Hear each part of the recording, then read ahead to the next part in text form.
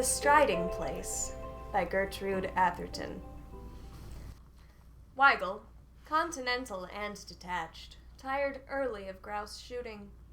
To stand propped against a sod fence while his host's workmen routed up the birds with long poles and drove them towards the waiting guns made him feel himself a parody on the ancestors who had roamed the moors and forests of this west riding in Yorkshire of hot pursuit of game worth the killing. But when in England in August, he always accepted whatever proffered for the season, and invited his host to shoot pheasants on his estate in the south. The amusements of life, he argued, should be accepted with the same philosophy as its ills. It had been a bad day. A heavy rain had made the moor so spongy that it fairly sprang beneath the feet. Whether or not the grouse had haunts of their own, wherein they were immune from rheumatism, the bag had been small. The women, too, were an unusually dull lot, with the exception of a new-minded debutante, who bothered Weigel at dinner by demanding the verbal restoration of the vague paintings on the vaulted roof above them. But it was no one of these things that sat on Weigel's mind as, when the other men went up to bed, he let himself out of the castle and sauntered down to the river. His intimate friend, the companion of his boyhood, the chum of his college days, his fellow traveler in many lands, the man for whom he possessed stronger affection than for all men, had mysteriously disappeared 2 days ago, and his track might have sprung to the upper air for all trace he had left behind him. He had been a guest on the adjoining estate during the past week, shooting with the fervor of the true sportsman, making love in the intervals to Adeline Caven, and apparently in the best of spirits. As far as known, there was nothing to lower his mental mercury, for his rent-roll was a large one. Miss Caven blushed whenever he looked at her, and, being one of the best shots in England, he was never happier than in August. The suicide theory was preposterous, all agreed, and there was as little reason to believe him murdered. Nevertheless, he had walked out of March Abbey 2 nights ago without hat or overcoat, and had not been seen since. The country was being patrolled night and day. 100 keepers and workmen were beating the woods and poking the bogs on the moors, but as of yet not so much as a handkerchief had been found. Weigel did not believe for a moment that Wyatt Gifford was dead, and although it was impossible not to be affected by the general uneasiness, he was supposed to be more angry than frightened. At Cambridge, Gifford had been an incorrigible, practical joker, and by no means had outgrown the habit. It would be like him to cut across the country in his evening clothes, board a cattle train, and amuse himself touching up the picture of the sensation in West Riding. However, Weigel's affection for his friend was too deep to companion with tranquility in the present state of doubt, and instead of going to bed early with the other men, he determined to walk until ready to sleep. He went down to the river and followed the path through the woods. There was no moon, but the stars sprinkled their cold light upon the pretty belt of water flowing placidly past wood and ruin, between green masses of overhanging rocks or sloping banks tangled with tree and shrub, leaping occasionally over stones with the harsh notes of an angry scold, to recover its equanimity the moment the way clear was again. It was very dark in the depths where Weigel trod. He smiled as he recalled a remark of Gifford's. An English wood is like a good many other things in life, very promising at a distance, but a hollow mockery when you get within. You see daylight on both sides, and the sun freckles the very bracken. Our words need the night to make them seem what they ought to be, what they once were, for our ancestors' descendants demanded so much more money in these so much more various days. Weigel strolled along, smoking, and thinking of his friend, his pranks, many of which had done more credit to his imagination than this, and recalling conversations that had lasted the night through. Just before the end of the London season, they had walked the streets one hot night after a party, discussing the various theories of the soul's destiny. That afternoon they had met at the coffin of a college friend whose mind had been a blank for the past 3 years. Some months previously they had called at the asylum to see him. His expression had been senile, his face imprinted with the record of debauchery. In death, the face was placid, intelligent, without ignoble lineation. The face of the man they had known at college. Weigel and Gifford had no time to comment there, and the afternoon and evening were full, but, coming forth from the house of festivity together, they reverted almost at once to the topic. I cherish the theory, Gifford had said, that the soul sometimes lingers in the body after death. During madness, of course, it is an impotent prisoner, albeit a conscious one. Fancy its agony and its horror. What more natural than that? When the life spark goes out, the tortured soul should take possession of the vacant skull and triumph once more for a few hours while old friends look their last.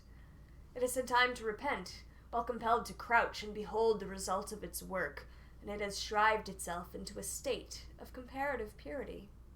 If I had my way, I should stay inside my bones until the coffin had gone into its niche, that I might obviate from my poor old comrade the tragic impersonality of death. And I should like to see justice done to it, as it were, to see it lowered among its ancestors with the ceremony and solemnity that are its due. I am afraid that if I dissevered myself too quickly, I should yield to curiosity and hasten to investigate the mysteries of space. You believe in the soul as an independent entity, then? That it and the vital principle are not one and the same? Absolutely.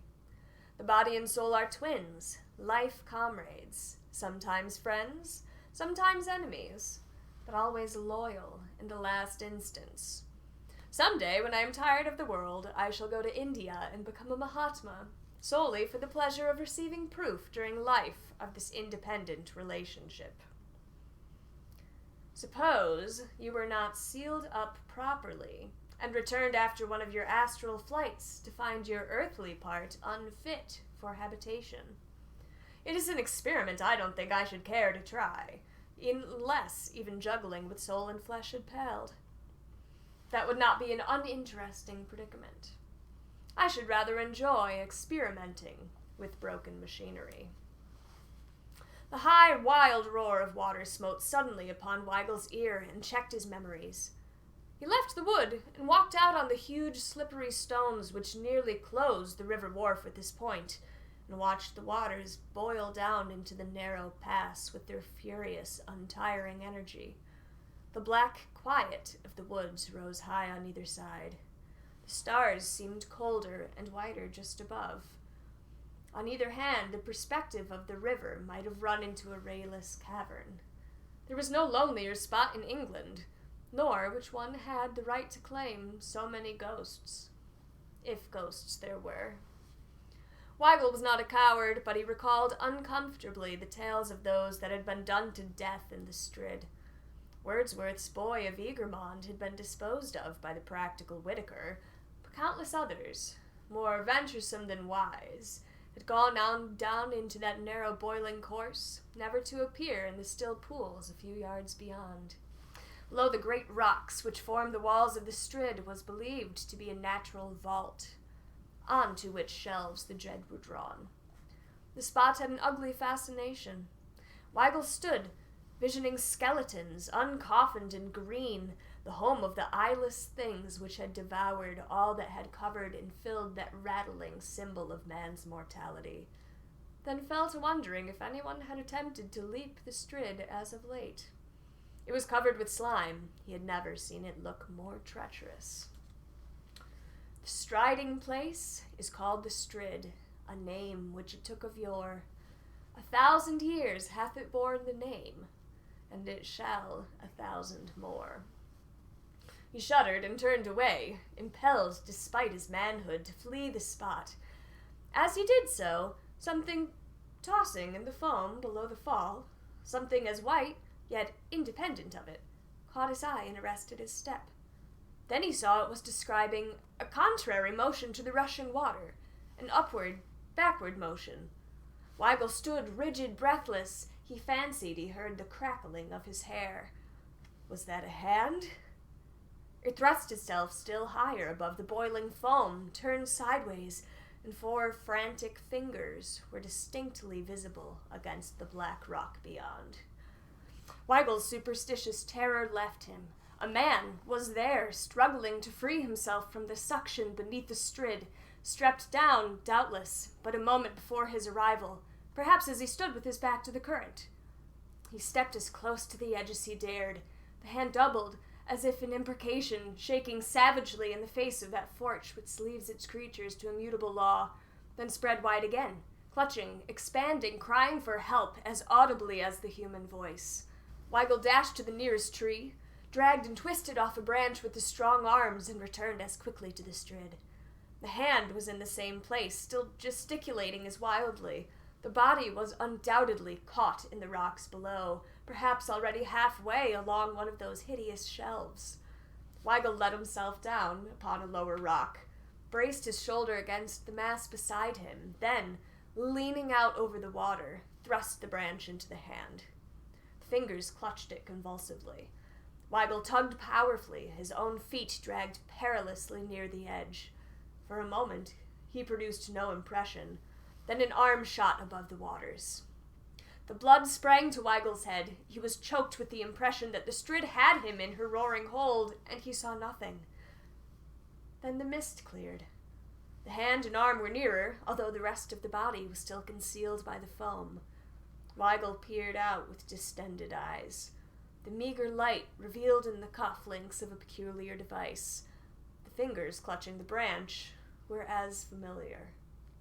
Weigel forgot the slippery stones, the terrible death if he stepped too far. He pulled with passionate will and muscle. Memories flung themselves into the hot light of his brain, trooping rapidly upon each other's heels, as in the thought of the drowning. Most of the pleasures of his life, good and bad, were identified in some way with this friend.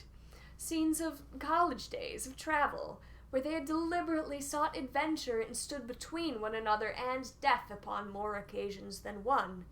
Of hours of delightful companionship among the treasures of art, and others in the pursuit of pleasure, flashed like the changing particles of a kaleidoscope.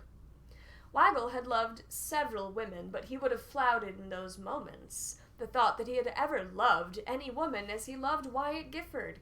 There were so many charming women in the world, and in the 32 years of his life, he had never known another man to whom he had cared to give his intimate friendship. He threw himself on his face.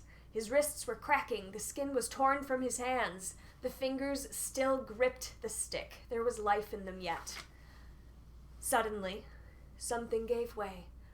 The hand swung about, tearing the branch from Weigel's grasp. The body had been liberated and flung outward, though still submerged by the foam and spray. Weigel scrambled to his feet and sprang along the rocks, knowing that the danger from suction was over and that Gifford must be carried straight to the quiet pool. Gifford was a fish in the water and could live under it longer than most men. If he survived this, it would not be the first time that his pluck and science had saved him from drowning. Weigel reached the pool. A man in his evening clothes floated on it, his face turned towards a projecting rock over which his arm had fallen, upholding the body. The hand that had held the branch hung limply over the rock, its white reflection visible in the black water. Weigel plunged into the shallow pool, lifted Gifford in his arms, and returned to the bank. He laid the body down and threw off his coat that he might be the freer to practice the methods of resuscitation. He was glad of the moment's respite, the valiant life in the man that might have been exhausted in that last struggle. He had not dared to look at his face, to put his ear to the heart. The hesitation lasted but a moment. There was no time to lose. He turned to his prostrate friend. As he did so, something strange and disagreeable smote his senses. For a half-moment he did not appreciate its nature. Then his teeth cracked together, his feet, his outstretched arms pointed towards the woods. But he sprang to the sight of the man and bent down and peered into his face. There was no face.